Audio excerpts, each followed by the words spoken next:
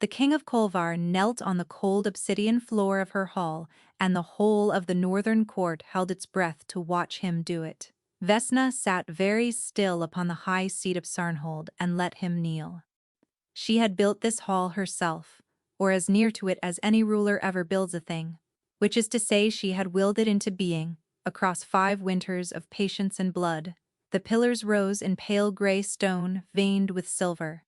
The banners overhead bore the running hair of the veil, her own device, chosen because a hair was the smallest thing that could survive in a country full of wolves.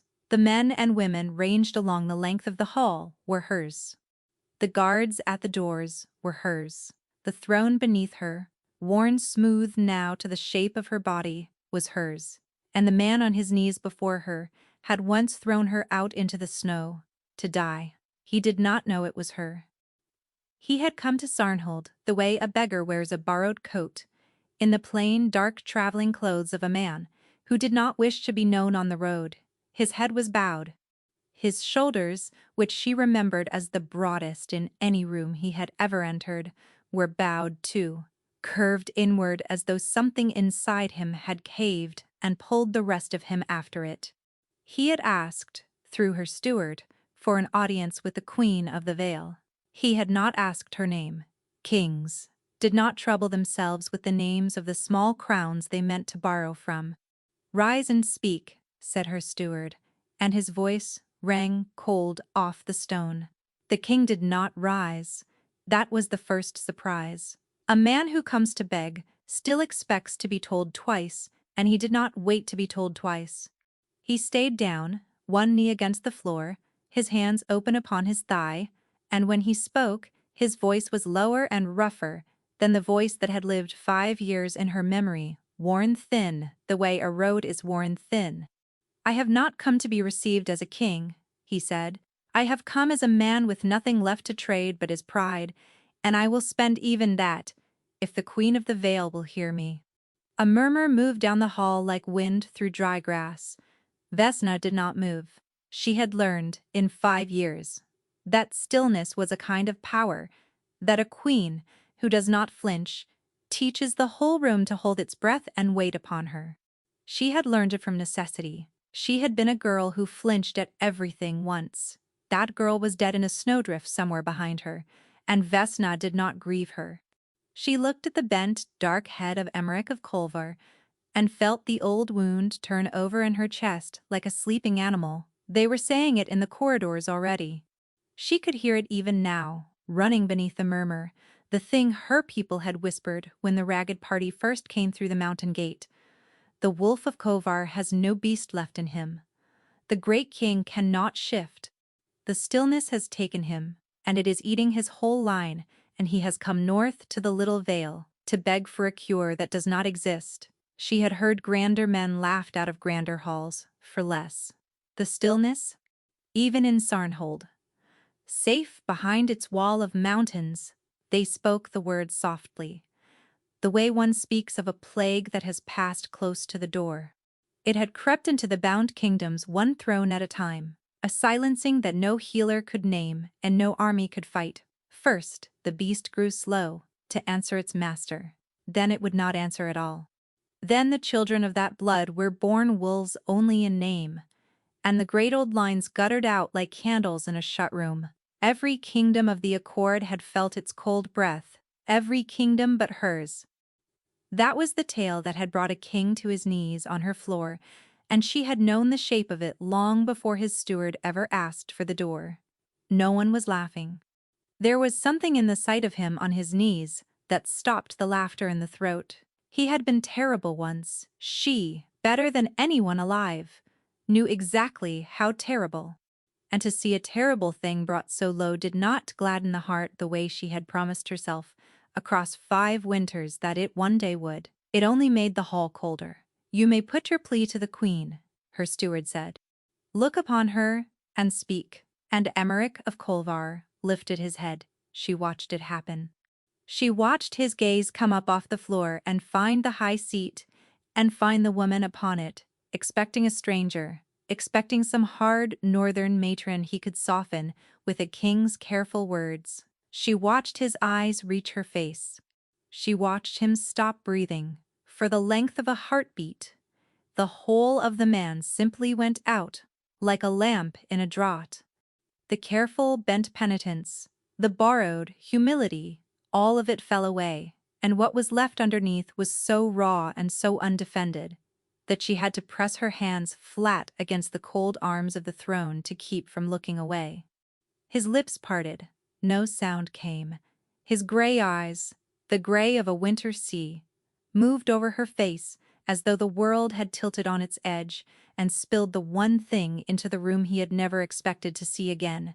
Vesna, he said. Her name in his mouth after 5 years was a small and quiet ruin. Every head in the hall turned toward her. Her steward's face went slack. Somewhere along the pillars, a cup slipped from a hand and rang against the stone and rolled, and no one bent to still it. The Queen of the Vale had a name, and the beggar king had spoken it as though he had a right to it, and not one soul in that hall understood how. Vesna held his gaze. She did not let her breath change. She did not let her hand shake, though. Beneath the flat calm of her palms, her pulse had begun to hammer so hard she was certain the front rank of her court could hear it. She had imagined this moment more times than she would ever confess. She had imagined it in 100 shapes across 5 winters, and in none of them, not one, had she been prepared for the way it would feel to hear the kingdom of her heart pronounce her name and mean it. She opened her mouth to answer him.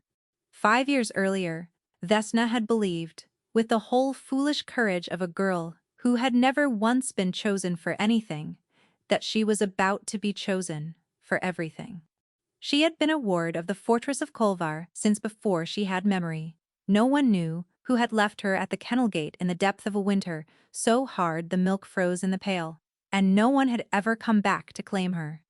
The kennel master had raised her among the hounds until she was old enough to be useful, and then she had passed up through the household the way water finds its level, from the kennels to the sculleries to the still room where at last she found the one thing she was good at. She had a hand for growing things and for healing them. Under the old herb mistress, she learned which root stopped bleeding, and which brought sleep, and which, given wrongly, stopped a heart. By the time she was grown, she ran the still room herself, and the fortress came to her for its fevers and its broken bones and its bad dreams. And she told herself that being needed was very nearly the same thing as being wanted. It was not the same thing, but she had not learned that yet. She met the king because he could not sleep. That was the joke of it. The joke she would turn over and over in the years after, the way the tongue returns to a broken tooth. He came to her still room in the black middle of the night, alone, without his beta and without his guard, a great, silent wolf of a man folding himself onto her low stool, because the healer everyone else feared to disturb was only a foundling girl who could be disturbed at any hour and would tell no one. He did not want a draft. He had tried her drafts. He wanted, though it took her months to understand it, only to sit in a warm room that smelled of drying lavender and to be spoken to by someone who did not want anything from him. So she spoke to him. She had no idea, at first, how to speak to a king. So she spoke to him the way she spoke to a feverish child or a frightened hound, in a low and easy voice, about nothing at all. She told him about the apprentice who had confused the 2 jars and turned a guardsman's whole arm the color of a plum. She told him which of his counselors came to her in secret, for a salve they were too proud to be seen needing. She made him laugh once, and the sound of it seemed to surprise him more than it surprised her, as though he had reached for a thing he had assumed was long since lost and found it still in his hand. He came back. He kept coming back, and somewhere in the long chain of those stolen nights, without either of them ever daring to name it, the foundling healer and the alpha king of Kolvar fell into something that had no business existing between 2 people so unequally weighted by the world. She knew it was madness. Her wolf, quiet and small, her whole life, the runt strain of some nameless line, stirred whenever he was near her and would not settle when he was gone. She knew what the older women said that meant, and she knew it could not be true, because the bonds they spoke of were for people with names, and blood and standing, and she had none of the three, so she did not let herself think the word. She only let herself have the nights. And then the High King's envoy came to Kolvar, and everything that had been soft and secret turned overnight to iron.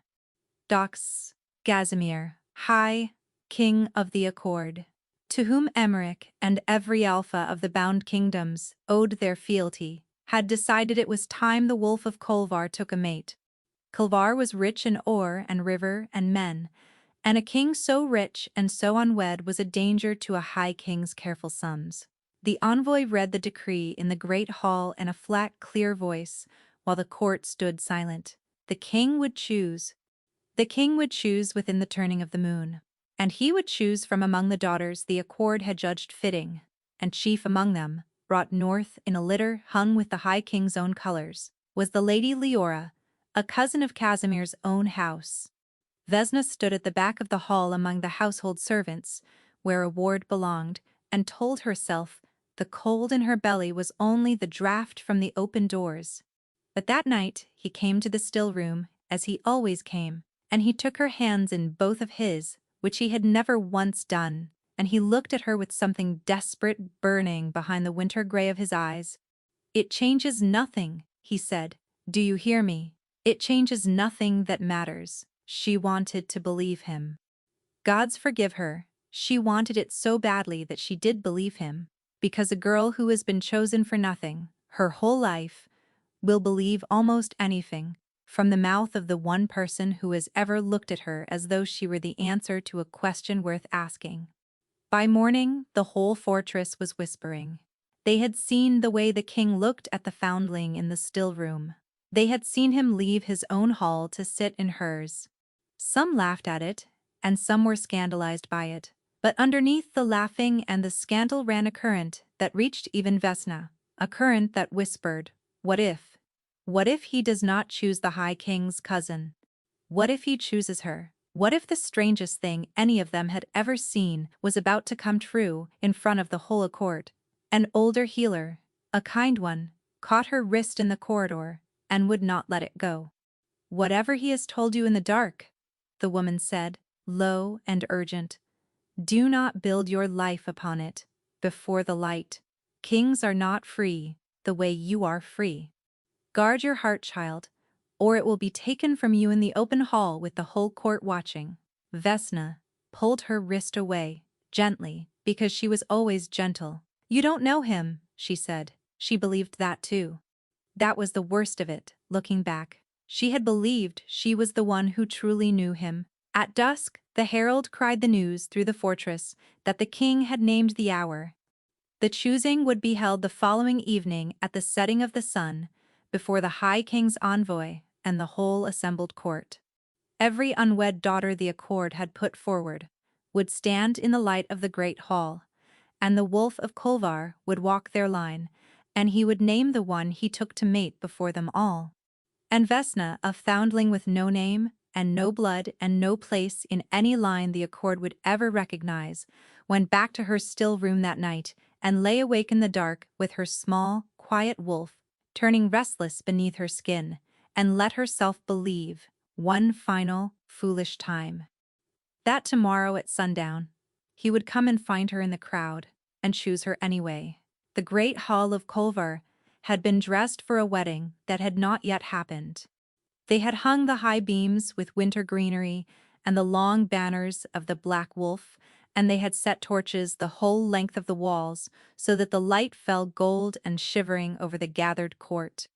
The High King's envoy sat in a place of honor at the king's right hand, a narrow man with a clerk's cold eyes, and beside him, veiled and still, sat the Lady Leora in a gown the deep red of the accord.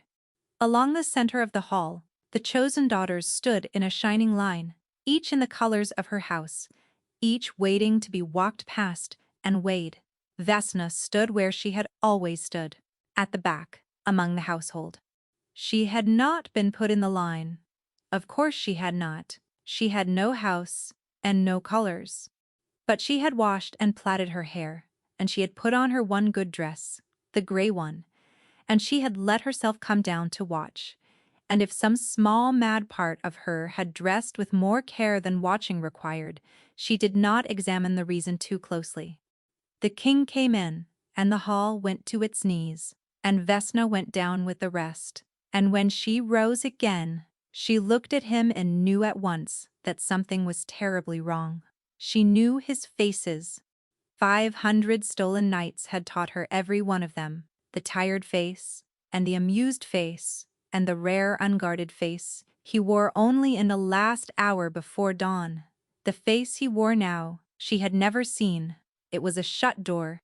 It was a wall of stone, with a man walled up alive behind it. He did not look toward the back of the hall. He did not look for her. He kept his eyes forward and his jaw set, and he began to walk the shining line of daughters with the measured tread of a man walking to his own execution. He stopped in front of the Lady Leora. The whole hall understood before he spoke. A sound went through the court, half sigh and half satisfaction. The sound of a great many people watching the sensible and expected thing come to pass.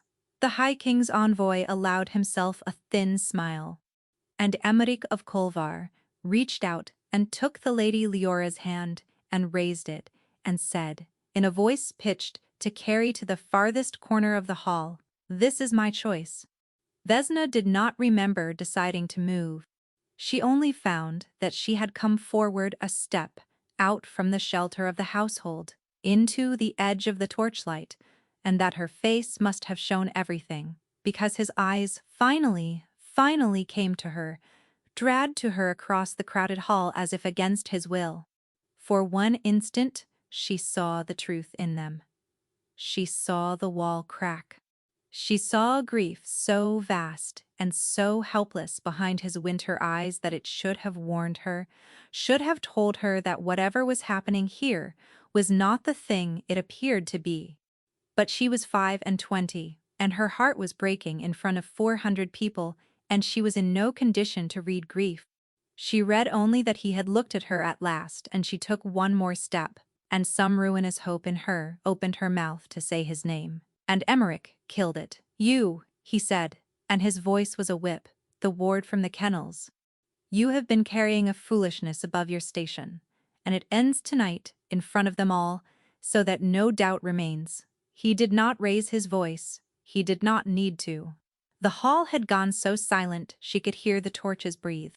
"I owe the meanest hound in my kennels more than I owe you. You are a foundling that no one wanted, and no one came back for. And there is a reason for that, and you would do well to learn it.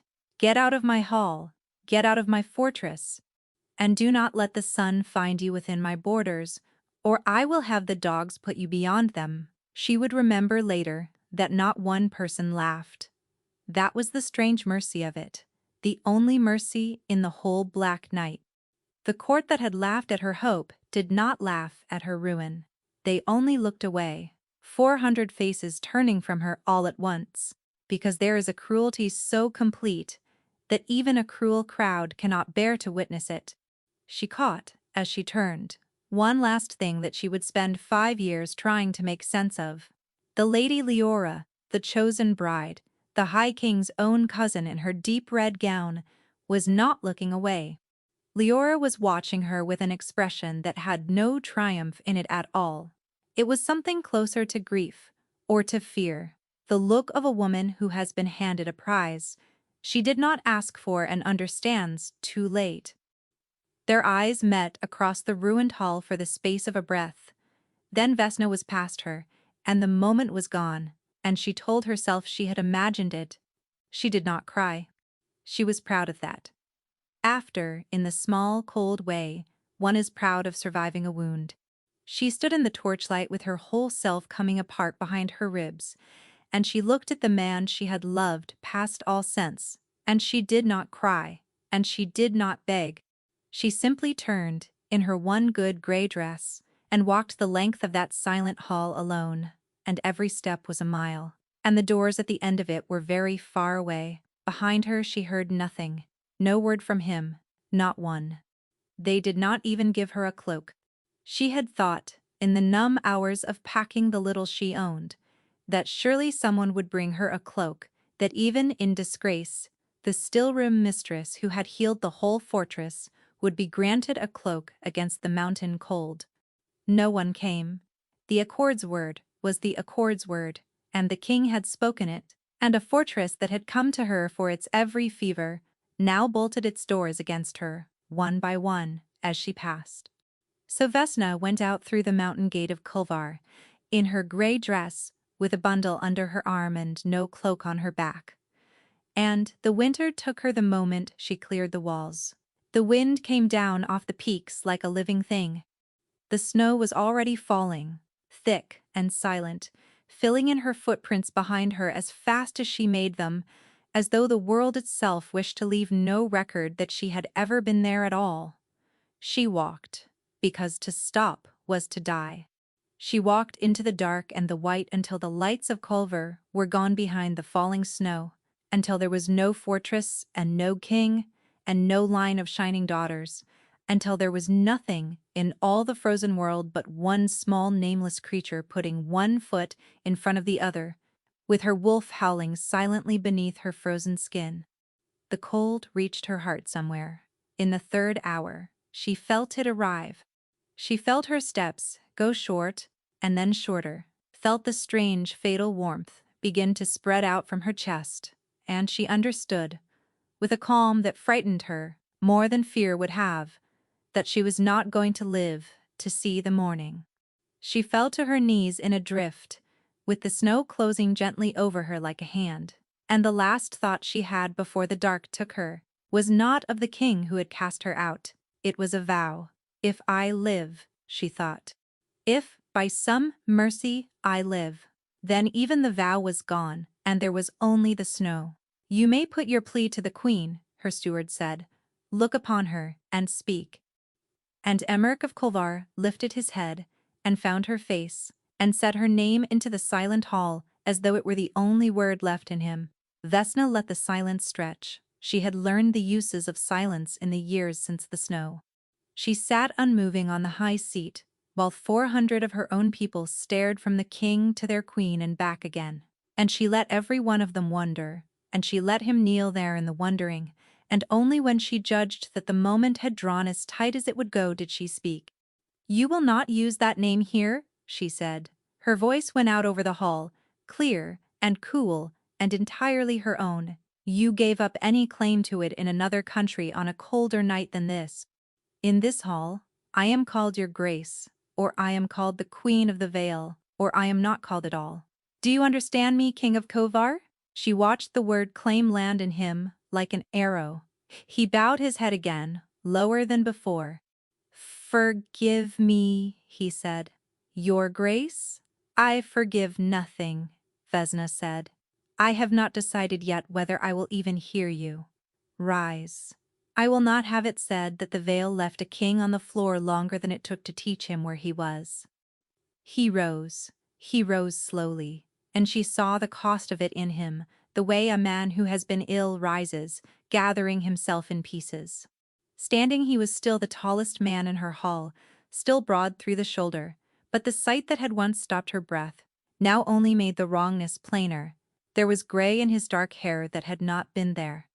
The winter sea of his eyes had gone shallow, as if something had drained away behind them. And beneath it all, threaded through the very air around him, she could feel the thing her people had whispered at the gate. It came off him like cold off a stone. The stillness. Where once the presence of the Alpha King of Kulvar had filled a room to its corners, now there was a silence at the center of him, a great and growing quiet where the beast should have been, and her own small wolf shrank from it and pressed close, and would not stop trembling.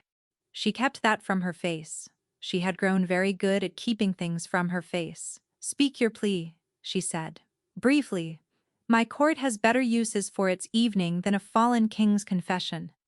The word fallen made his jaw tighten, and for one heartbeat she saw the old fire move behind the shallow eyes, and was fiercely, secretly glad of it, because an Emmerich with no fire left at all would have been unbearable even to her. Then he mastered it, and when he spoke, his voice was steady and low and stripped of everything but the plain truth. "My kingdom is dying," he said. "Not in war, not in famine. It is dying the way a fire dies when the air is taken from it. The stillness came upon my line 5 years ago, and I hid it as long as a man can hide such a thing. But it cannot be hidden any longer. My beast will not answer me, nor will my father's brothers, nor any of my bloods. The pups are born and do not shift. A wolf kingdom that cannot shift is a flock without teeth, and the accord circles us now like the wolves we used to be. Within a year, there will be no Kolvar." He drew a breath that shook only slightly, only at the very end of it. "The healers of the whole accord have given me nothing. But there is an old tale, Your Grace, that in the far northern vale there is a queen whose people never took the stillness, though it has touched every other kingdom in the bound lands. I did not know, when I rode north, whose vale it was. I swear that to you. I came only because it was the last door left, and I have come to beg the queen behind it for whatever she knows. That is my plea. My whole kingdom, against whatever price you name." Vesna sat very still. He did not know. She read it in him, and she believed it. And the believing was its own strange blow, because it meant that fate, or something crueler than fate, had walked this man across the whole of the bound lands and set him down on his knees before the single door in the world he would never have chosen to open. He had come to save his people, and the only cure the world had left him was the girl he had thrown into the snow to die. She could refuse him. The thought was warm and simple, and very sweet. She could sit here on the throne she had bled for, and refuse him, and watch him ride south again to a dying kingdom, and it would be a smaller cruelty by far than the one he had done to her, and no one in all the vale would ever fault her for it. Her small wolf, trembling and pressed close against the cold silence of him, whined once beneath her skin, low and unhappy, and would not be still. She had learned to ignore that wolf a long time ago. She ignored it now. "You ask a great deal," she said at last, "of a queen you cannot even be troubled to have recognized until she named herself. You threw a nameless girl into a mountain winter without so much as a cloak, King of Kolvar, and now you kneel in her hall and ask her to save your line. Do you see the shape of what you are asking? Do you understand it fully?" "I understand it," he said quietly, "better than you can know." There was something in the way he said it, some weight underneath the words, that she filed away and did not let herself examine, because to examine it was to let a crack open in the wall she had spent 5 years building. And she would not do that. Not for him, not for anyone. "Then understand this also," Vesna said, and she rose from the high seat, and the whole hall rose with the moving of her. And for the first time since he had entered, she let him see the full measure of what the discarded ward had become. "I have not agreed to save you. I have agreed to nothing, but I will hear you, once, in private, away from the ears of my court, and I will decide whether the veil spends a single grain of its knowledge on the kingdom that cast me out. You will not be my guest, you will not be my equal, you will be a suppliant under my roof, and you will live by my leave and my rules, and no others, and the hour I tire of you, you will ride south with nothing, and count yourself fortunate. Those are my terms, every one of them, or none." Emeric of Kovar looked at her across the hall he had brought her so low in 5 years before, in another country, in another life, and slowly, deliberately, in front of her whole assembled court, the Alpha King went back down to one knee. "Your terms," he said, "all of them, Your Grace?" And Vesna, Queen of the Vale, looked down at the bowed head of the only man she had ever loved, and felt the wall she had built around her heart hold firm, and did not yet know, could not yet know, that the trembling of her small wolf was the first quiet warning of a thing that would undo them both. She did not receive him in the great hall. That had been deliberate, like everything she did now. A king could endure being brought low in front of a crowd, because a crowd could be blamed for it after called cruel and the king made noble by the contrast. It was harder by far to be brought low in a small, warm room by a single person who was not cruel at all, only exact. So Vesna had him brought to her. Solar a narrow, high chamber, with one window looking north to the white teeth of the mountains, and she kept him standing while she sat, and she let the fire and the quiet do the work that a crowd could not. Audley stood at her shoulder. Her adviser was a spare gray woman, with a face like a closed ledger, who had been the old queen's spinmistress before she was Vesna's, and who trusted no one born south of the Vale on principle. She had wanted to turn the king away at the gate. She stood now with her hands folded and her disapproval banked like a coal. "You wish to hear me in private?" Emmerich said. "I am grateful, your grace." "You are not grateful yet," Vesna said. "You have not heard my price." She let him wait for it. She had learned patience from the mountains, which took whatever time they pleased, and answered to no one. When she had let the silence do enough, she told him, "You will not lodge in the guest tower," she said. "The guest tower is for envoys and allies, and you are neither. You will lodge in the household wing, among the servants and the still room and the kennels, in a cell with a cot and a blanket, and no fire. And you will keep to my rules, as any scullion of the Vale keeps to them. You will rise when they rise, you will eat what they eat. And when I have questions, and I will have many, you will answer them fully and truthfully, every one, whatever they concern, and however they wound you, or I will send you south with nothing that same hour. That is the price of the Vale's knowledge. Your kingdom against your pride and your comfort and your truth. Do you accept it?" She had expected him to flinch. She had built the price for exactly that, had chosen the household wing and the cold cell with a care that shamed her a little now, because the cruelty of it was precise, and she had enjoyed the precision. A ward from the kennels once. A king in the kennels. Now she had wanted, God's help her, to watch him understand it. He understood it. She saw the understanding move across his face, and it was worse than a flinch. He looked at her for a long moment, and something in the winter gray of his eyes went gentle, in a way she had no armor against, and he inclined his head. "You are lodging me where you were lodged," he said quietly. "And you are right to. I accept your price, your grace, all of it. And I will tell you now, before you ask, that I have never once in 5 years thought I deserved better from you than this." The warmth of it came up in her before she could stop it, a treacherous flush of the old feeling. The girl in the still room reaching up through the queen. She crushed it. She crushed it so hard, her hand went white on the arm of the chair.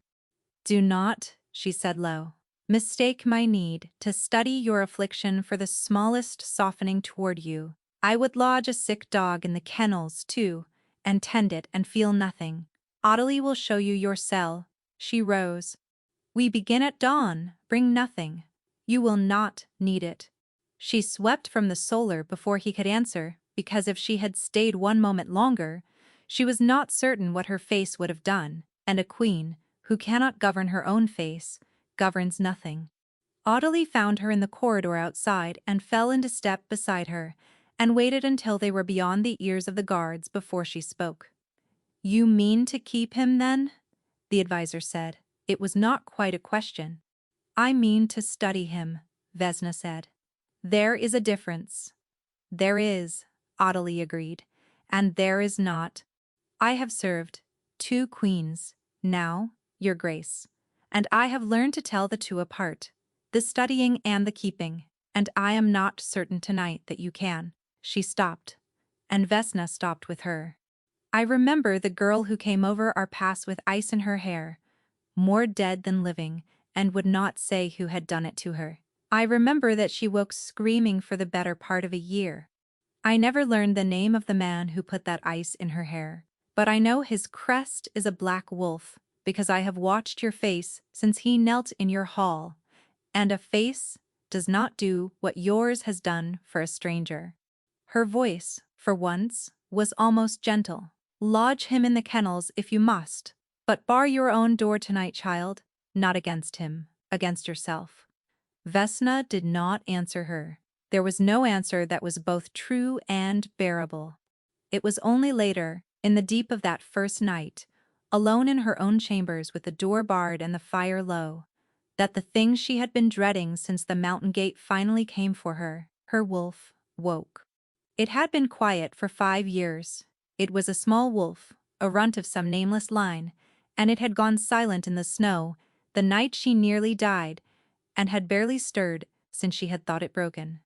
She had been almost glad of the quiet, but now with the king of Kolvar asleep, 3 floors below her, in a cold servant's cell, her small, quiet wolf lifted its head in the dark of her chest and turned unerring toward the household wing, and it strained toward him with a low and desperate wanting. She pressed her fist to her sternum as though she could hold it down by force. It would not be held. It paced the cage of her ribs, and it whined, and it turned always in the one direction, south and down, toward the man in the kennels. And the wanting of it was not the wanting of a woman for a lover. It was older than that, and stranger, and it frightened her more for being so. It was the wanting of a thing for its other half. It was the wanting of a wound to be closed.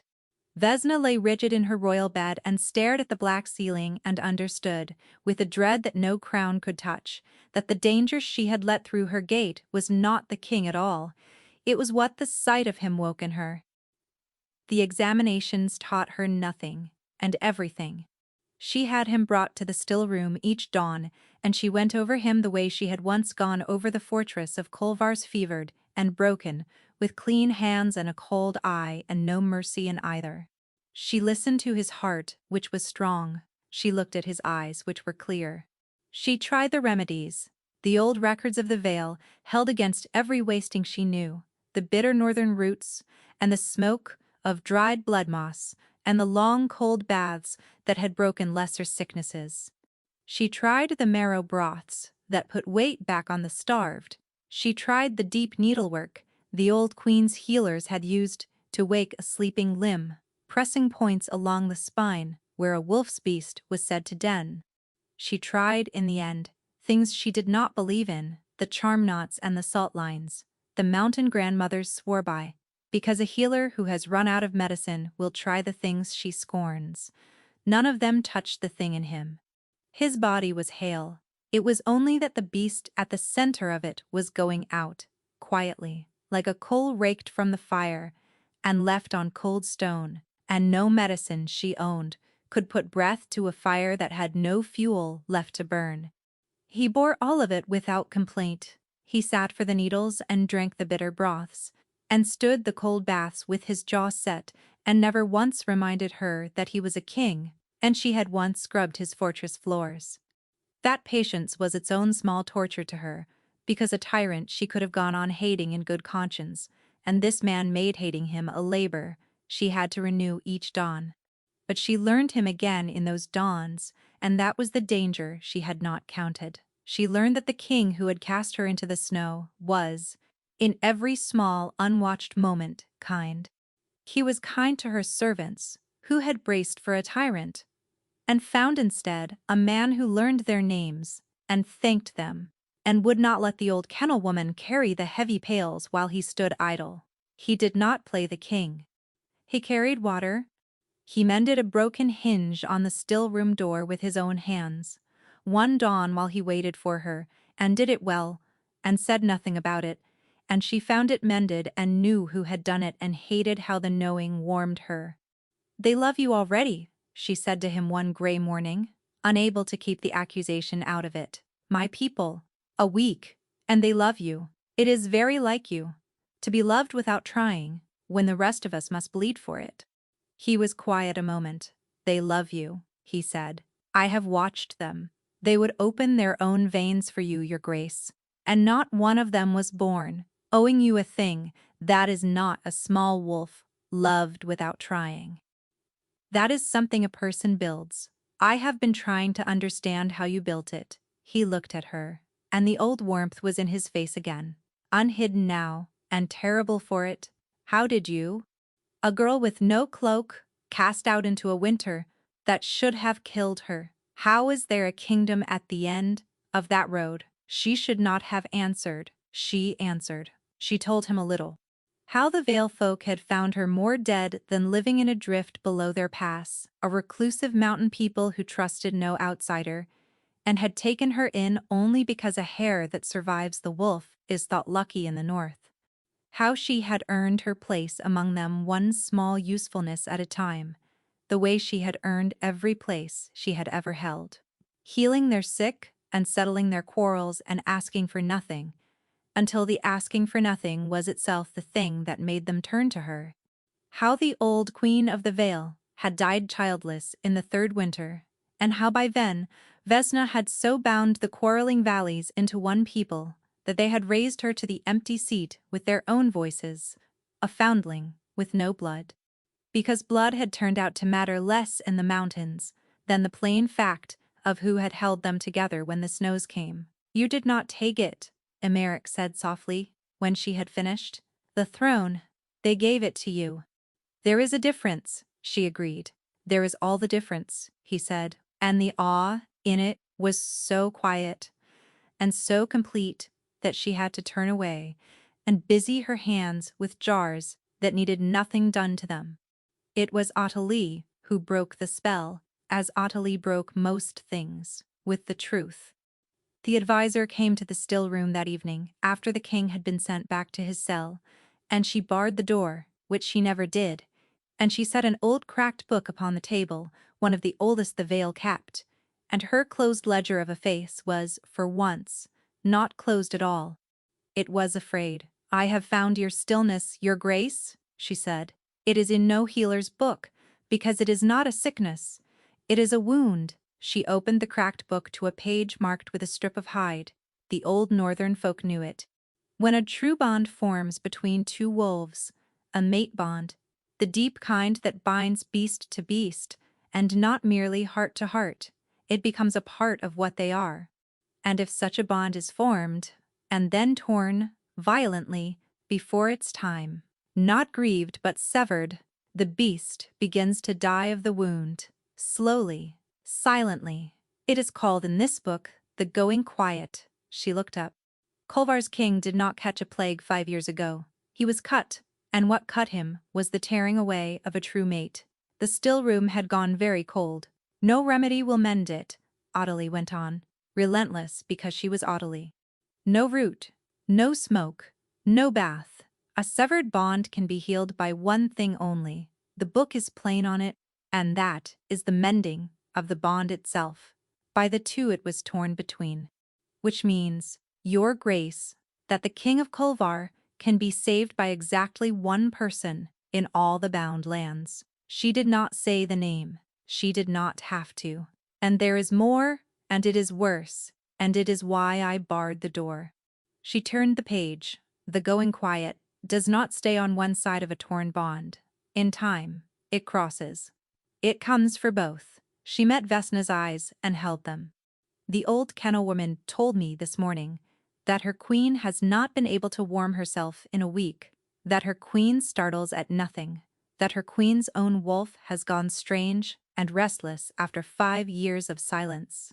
Ottilie's voice dropped. It is in you, Vesna. The stillness is in the Vale at last, and it walked in through your own heart. You are dying of the same wound he is. And there is one cure for the both of you, and he is asleep in your kennels. For a long moment, Vesna did not speak. The fire ticked. The old cracked book lay open on the table between them, with its terrible plain words, and beyond the shuttered window, the mountains held up the dark. Then we are both already dead, she said at last, and was distantly surprised at how steady it came out, because I would sooner take the going quiet than mend that bond. You know the shape of it, Ottilie, but not the weight. To mend a torn bond is to open myself to him again, wholly, with nothing kept back, and to trust that this time he will not tear it. And I would rather freeze in a second snow than hand that man the tearing of me twice. Ottilie closed the book, slowly, and looked at her queen with something that was not quite pity, because pity was a thing Ottilie did not keep in stock. Then decide quickly, your grace. she said. The book gives such wounds a year, at the most, from the day they cross, and by the old kennel woman's count of your cold hands, yours crossed a full season ago. She did not go to him that night to be cured. She told herself that all the way down the cold servant's stair, with a candle in her hand and her heart slamming against her ribs, she went because a physician looks at her patient. She went because she had to know if what Audley had read in the old cracked book was true. She went because she could not sleep, and her wolf would not be still, and lying in the dark, listening to her own beast howl toward the household wing, had become a thing she could no longer bear. She heard him before she reached the cell. Not words. A sound low and broken. The sound of a strong man fighting something in the dark and losing. She pushed the door. He was awake, sitting on the edge of the narrow cot with his head bowed and his hands fisted in his own hair, and he was shaking, a fine, hard tremor running through the whole of him, and the cell around him was cold in a way that had nothing to do with the missing fire. It was the cold of the going quiet. She could feel it now that she knew its name, a great silence pouring off him, and her own wolf shrank from it and strained toward it, both at once, wild, with the wrongness of a bonded thing sensing its other half in agony. "Get out," he said, without looking up. His voice was barely his own.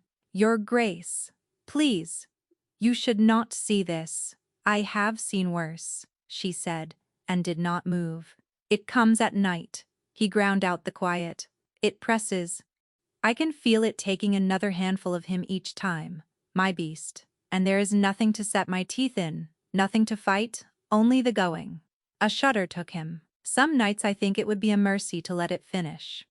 The words went into her like a blade, because she knew that mercy. She had knelt in a snowdrift once, and felt the fatal warmth spreading and thought exactly that.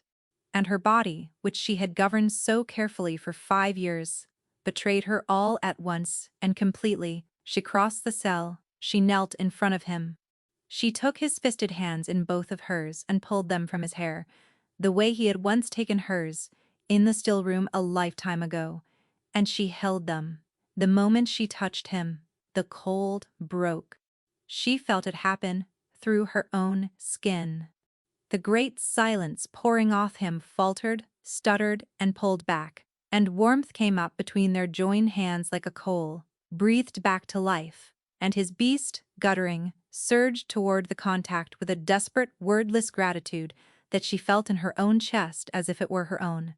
His shaking eased. His breath came ragged, and then slow. He lifted his head, and his winter eyes found hers in the candlelight, wet and wide and undefended, and for one endless moment neither of them breathed, her small wolf and his great dying one pressed together through nothing but 2 hands, and finding in that contact the first ease either had known in 5 years. His fingers turned in hers, not gripping, only turning, so that they held her as she held him, and the wrongness of the world seemed, for that one moment, to right itself. She should have let go then. She knew she should. But the warmth passing between their joined hands was the first warmth she herself had felt in a season, and she understood only now, with his pulse steadying against her palms, how cold she had been, how far the going quiet had crept into her own bones while she pretended not to feel it. Her wolf pressed toward his through the contact, and drank the nearness like a starved thing, and hers was not the only beast that eased. His breathing had gone from ragged to deep. The gray silence around him had pulled back to the edges of the little room. For the space of a few breaths, they were not a fallen king and a hard queen at all. They were only 2 wounded creatures who had found, after 5 years apart, the single thing in all the world that could quiet the ache. And neither of them had the strength left to pretend otherwise. It was Torsten who found them. The beta had come north with his king and haunted the household wing like a grieving hound, and he stopped in the open door with a jug in his hand, and he looked at his king, kneeling hand in hand with the Queen of the Vale, and whatever he saw in it broke some long-held silence in him, because the words came out of him low and fierce and unstoppable. He never touched her, Torsten said. The Lady Leora, 5 years your grace, a marriage before the whole accord, and he never once touched her, never bonded her, never lay in her bed. He could not. There was no room in him for it. I have served him every day of those 5 years, and I have watched him die by the span of an inch, and I have held my tongue because he ordered me to. But I will not hold it in front of the one person who can save him. You think he cast you out because he did not want you? His voice cracked. He has never wanted anything else. The words fell into the cold cell like stones into a well. And Vesna, kneeling there with the king's warm hands in hers and 5 years of certainty coming apart in her chest, felt the old wound tear straight open, and with it a terror so total that it swallowed everything else. Because if Torsten was telling the truth, then everything she had built her whole self upon was a lie, and she did not know how to be the queen she had become if the story underneath her was not true. And if she let this man back into her, and he cast her out a second time, there would be no mountain kind enough to kill her cleanly. She let go of his hands. She stood. She backed to the door, and her voice when it came was the queen's voice, cold and flat and final, though her whole body was shaking, now as hard as his had been. You will be gone by dawn, she said. Both of you out of my veil. I do not care what the book says. I do not care what it costs. I will not. Her voice broke and she forced it whole again. I will not do this a second time. Go home to your kingdom, King of Kolvar, and die in it, and leave me mine. And she fled up the cold stair with his voice calling her name behind her, and did not stop, and did not look back, and did not let herself feel the way her wolf howled at every step to be taken back down. He did not go by dawn. She had meant to watch him go. She had risen in the black before first light, and dressed, without waking her women, and gone down to the courtyard herself, to stand at the gate with her arms folded and her face like the mountains, and watch the King of Kolvar ride south out of her life a second time, because she did not trust the going to be done properly unless she did it with her own eyes. He was in the courtyard, and he was not mounted. He stood by his horse with the reins in his hand, and Torsten a pace behind him. And when she came out into the grey, he turned to her, and she saw at once that he had no intention of leaving before he had done the thing he had come down to do. You set me a price, your grace, he said, the first day in your solar. You said that when you had questions, I would answer them fully and truthfully, whatever they touched and however they wounded me, or you would send me south with nothing. He let the reins drop. You are sending me south with nothing.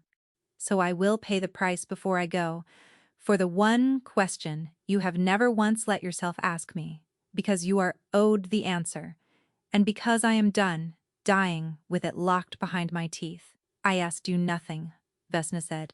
Her voice was not steady, and she hated that it was not steady. You have been asking me for 5 years, he said, with every cold word since I knelt in your hall.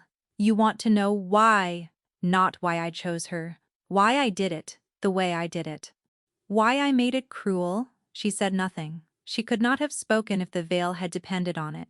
The High King learned of us, Emmerich said. Casimir, his envoy, the narrow man with the clerk's eyes, sat in the still room one night behind a screen, and heard me speak to a foundling healer, the way a man speaks, only to the one thing he cannot live without. And Casimir understood, faster than I did, what it meant. A true bond cannot be broken by decree, Vesna.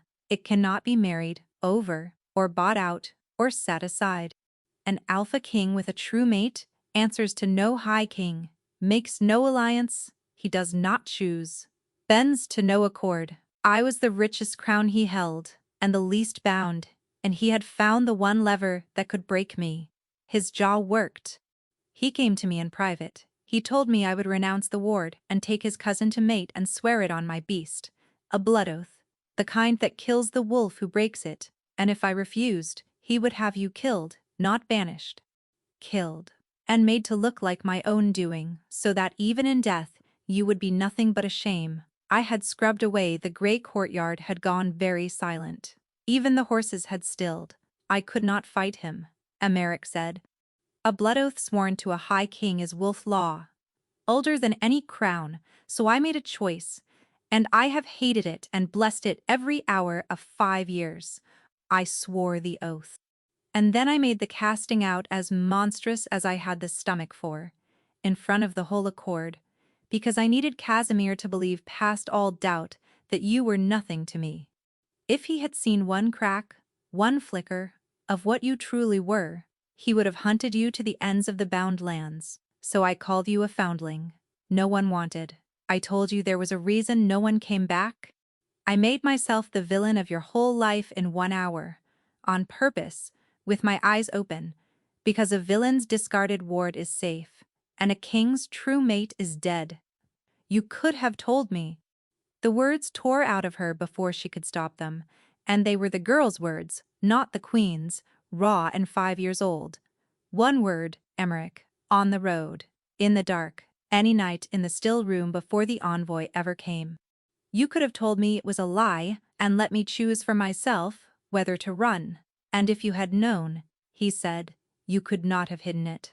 Casimir read the truth off my face through a wooden screen. He would have read it off yours across a crowded hall, and then no border in the world would have been far enough. Your only shield was your own belief that I had thrown you away like refuse.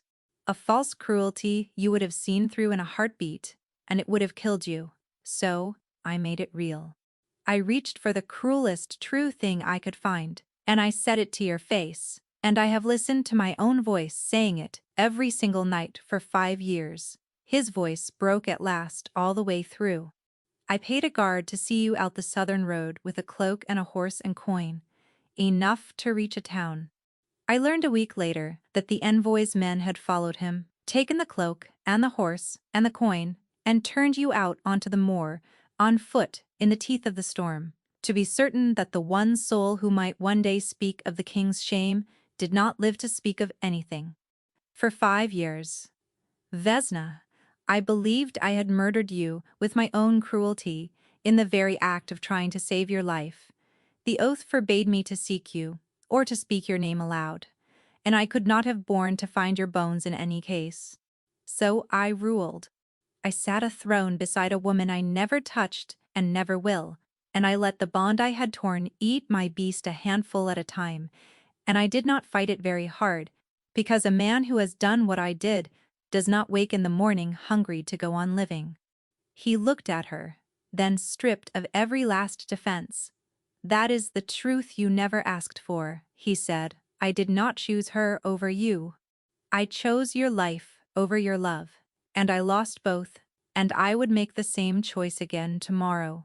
And it is the worst thing I have ever done, and the only thing I have ever been certain was right. Vesna stood in the gray dawn with 5 years of hard-won certainty lying in pieces at her feet, and could not find one word to set upon the ruin of it. Every belief she had built her queenship on had rested on a single stone, that he had not wanted her, and the stone had just been pulled from under everything, and she did not know yet whether the whole edifice would stand or fall. And then, from the wall above the southern gate, the horn began to sound, long, and again, the note the veil kept for one thing only. Audley was already running across the courtyard toward her, gray skirts flying, her closed ledger face wide open with alarm, and the word she was shouting reached Vesna a breath before she arrived. Banners, your grace. On the southern road, come through the pass in the night. The High King's own colors. Casimir is here. They gathered in her solar with the horns still ringing, and Audley laid it out in the flat voice she used for the worst things. The High King had not come with an envoy. He had come with an army at his back, and his own banner over it, which meant he had not come to negotiate. He had learned, some way, that his dying puppet of a wolf king had slipped the leash and ridden north, and he had come to see what a desperate king rides north for, and to finish Kolvar while its master was from home, and to fold the little northern vale into the accord in the same stroke if it proved to hold anything worth the folding. He will be at the pass by dusk, Audley said. The pass is narrow and we can hold the mouth of it a while. 2 days, perhaps 3, before he can bring a host that size through in fighting order. Not longer. And when it is through, your grace, we cannot meet it. The Vale keeps hunters and mountain men. It has never in its life kept an army, because it has never in its life needed one, and 3 days is not enough to make one out of shepherds. Then in 2 days, he takes everything, Vesna said. In 2 days, he takes everything, Audley agreed. Unless the king of Kolvar rides out to meet him as the king of Kolvar. A dying beggar, he will crush and forget before his breakfast. A whole alpha, beast and all, bonded and unbroken, with a veil immune to the stillness standing at his back, is a different sum entirely, and Casimir has always, before all else, been a creature of sums. She looked between the two of them without a scrap of mercy. You both know what mends the wound. You have known since the hour I opened the book. The only question left in the world is whether you will do it before he comes, or spend what little time you have left grieving each other while he takes the pass. Then she took Torsten by the sleeve and drew him out and shut the door, and left the two of them alone with the thing at last. For a long moment neither of them moved. I will not ask it of you, Emeric said quietly, not to save Kolvar. Not to save me. You owe me nothing but the road south, and I have taken enough from you for 3 lifetimes. If you send me to the past to die as I am, I will go, and I will make Casimir pay for every foot of it, and it will be a cleaner end than I have any right to. And that is exactly the trouble with you, Vesna said. You have spent 5 years arranging clean ends for yourself, so that other people do not have to bleed for your choices. It is not noble, Emeric, it only looks noble. Underneath it, you are still the man who would rather fall on the blade himself than stand in a room and let someone he loves decide her own risk with her eyes open.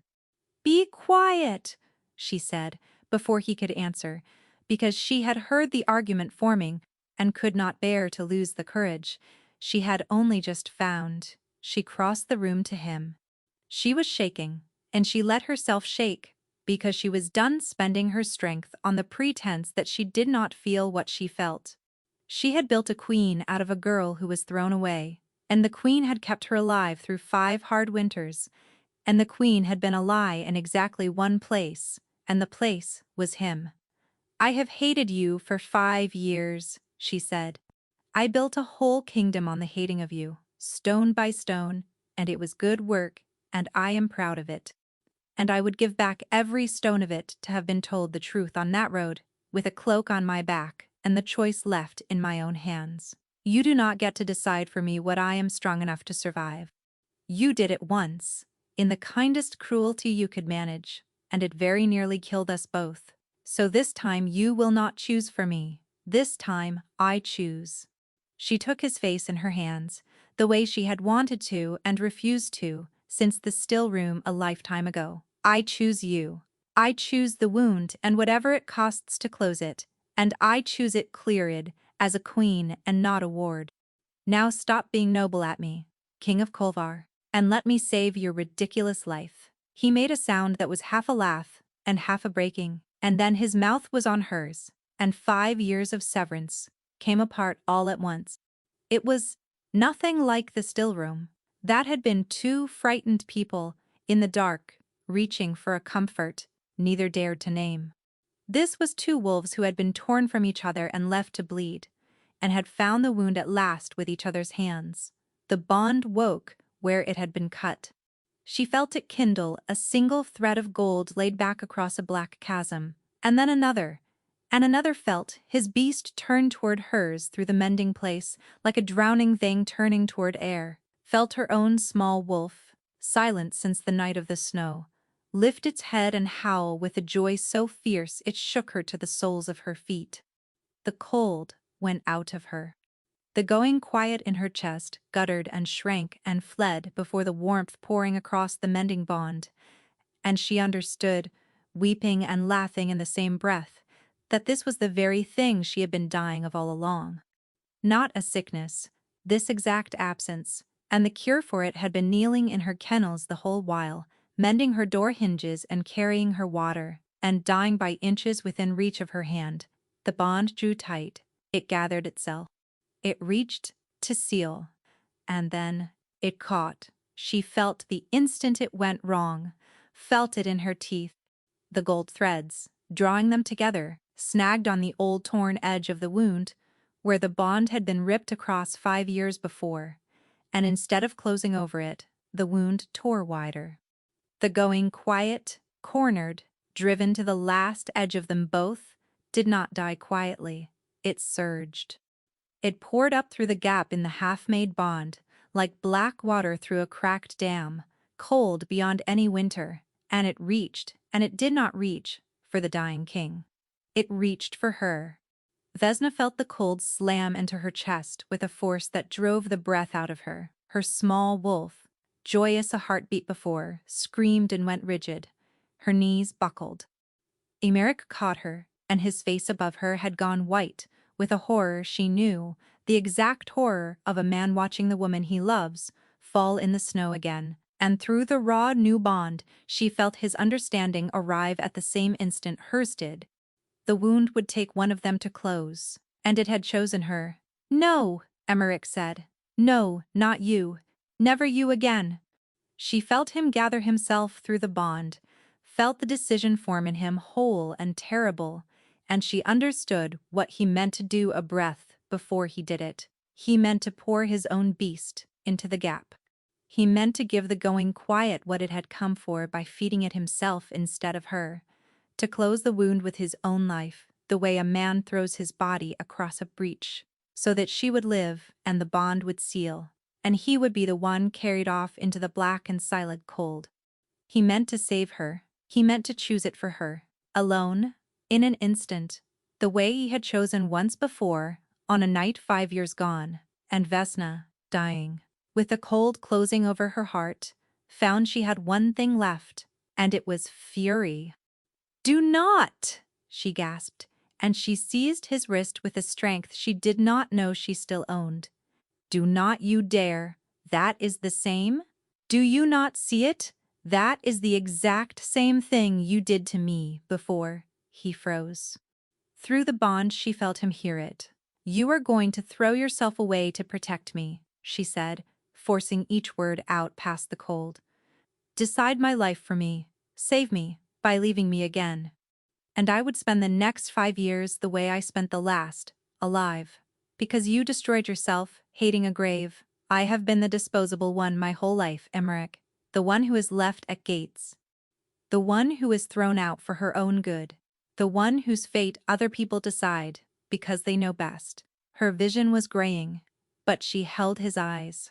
"I will not be saved by your dying. I would rather we go into the cold together as two, than have you send me into the warm alone. That is not love, that is just the kindest way, you know, to leave." She felt the words land in him like a blade going home. "Then what?" he said, ragged, desperate, his hands hard on her. "Tell me what." "I cannot watch it take you." "Then take it with me," she said. "Not for me, with me. Do not close the wound by feeding it one of us.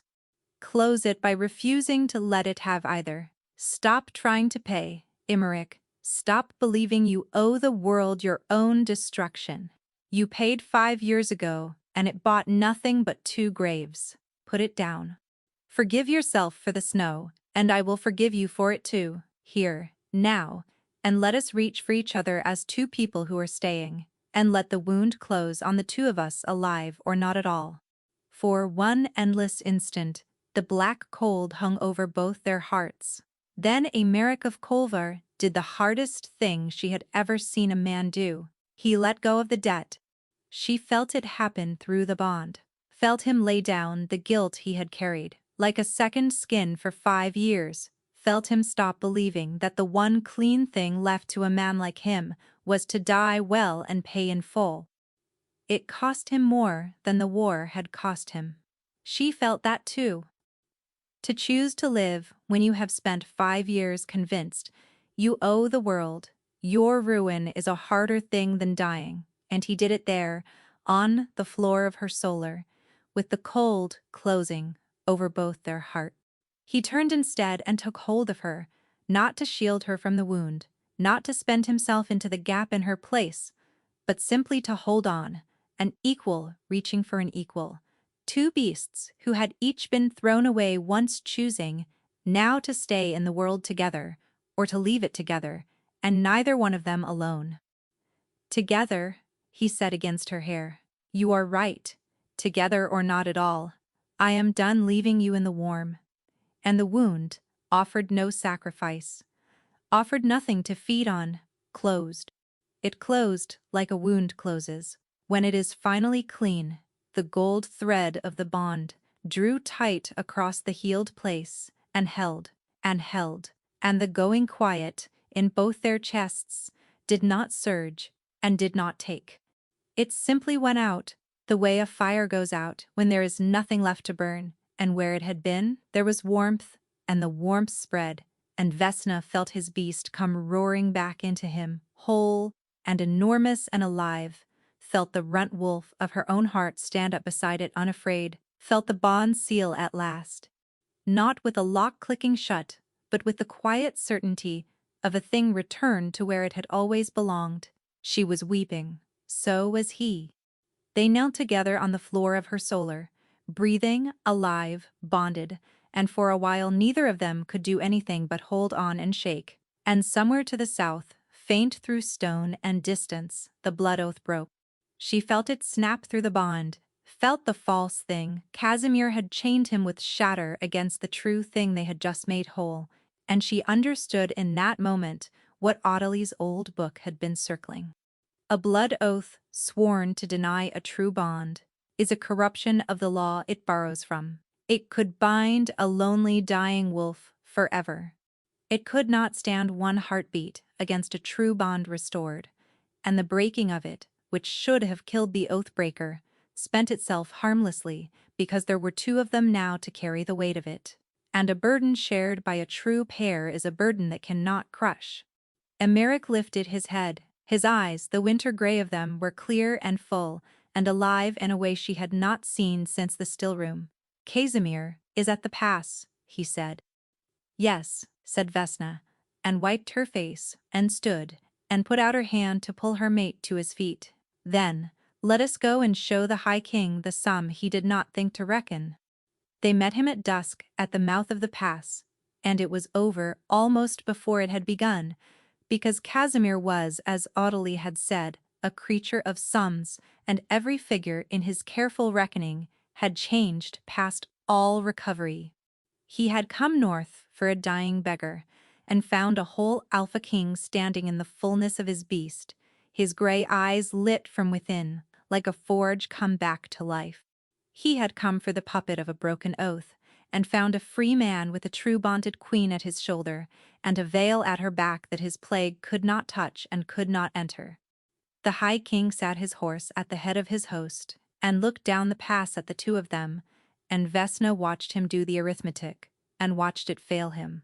And then Audely's riders went quietly down the length of his own ranks and spread among his alphas the thing the old cracked book had let them piece together at last. That the stillness devouring every kingdom of the accord was no natural plague and no chance misfortune. That it was the accumulated wound of every true bond Casimir had severed across 30 years of politic marriages, every alpha he had chained to a stranger to bind their crowns to his, every going quiet that had followed. That the man who ruled them all in the name of order had been the slow murderer of their own bloodlines the entire while. She watched the banners waver. She watched his own alphas turn their eyes, one by one, from the pass to their High King, and she watched Casimir understand that the country he had spent his life binding had come unbound in a single afternoon. He did not fight. Small tyrants rarely do, once the sum turns against them. He wheeled his horse and rode south with the few who would still follow, and those few grew fewer at every mile. And he left the pass to the two who held it. That night, in the firelit hall of Sarnhold, where he had first knelt to her as a stranger, Emmerich of Kolvar went down on one knee before Vesna, a final time. But it was not a bow, and it was not a plea. And there was no high king in the world left to make him do it. It was a vow freely given between two equals who had each been thrown away once and had built themselves back into something no one could throw away again. "Not a queen to my king," he said. "Not a crown swallowed into a crown. 2 thrones, 2 kingdoms, 1 bond. Will you have me, Vesna, this time, as the thing I always was, and was not free to be?" And the Queen of the Vale, who had been a foundling with no cloak and no name, and no one looked down at the only man she had ever loved. And this time she did not have to crush the warmth that rose in her. This time she let it in. "I will have you," she said. The stillness did not lift from the bound lands all at once. Wounds so old and so wide do not close in a season. And there were kingdoms of the accord whose bonds had been severed so long ago that no mending could reach them, and those lines guttered out and were grieved. Healing, Vesna learned, is slower and stranger than curses, and far harder work, but the work was done. The old cracked book of the Vale went out across the bound lands, copied in 100 hands, and where torn bonds could still be found, and their two halves still lived, they were mended, one pair at a time, through a long, patient year and then another. In Kolvar, in the second spring, a litter of pups was born to a common household of the fortress, and every one of them shifted, tumbling and yipping across the courtyard in their small gray forms, and the old kennel woman wept to see it, and the whole of Kolvar wept with her because it had been 5 years since that country had seen a child become a wolf. They kept 2 thrones, as he had vowed. Vesna did not become the Wolf King's consort, and Emmerich did not fold the Vale into Kolvar, and the small crowns and the great crowns of the north learned to sit side by side as equals, which surprised everyone but the two who wore them. She ruled her mountains, he ruled his rivers. And the mountain pass between them, that had once carried a fallen king north to beg, was kept open now in every season, and worn smooth by the going back and forth of two people who had decided that no snow would ever come between them again. On a quiet morning late in that second year, Vesna woke before her mate in the gray mountain light.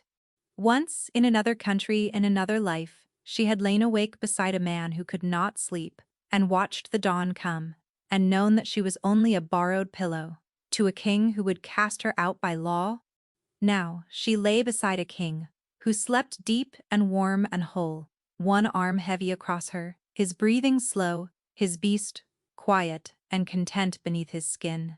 No oath to chain him, and no wound to eat him, and nowhere in all the world he would rather be. She watched him a while, then she settled back against his shoulder, and let her own eyes close, and the two of them slept on together in the warmth, in the peace, in the veil that no one could take from them.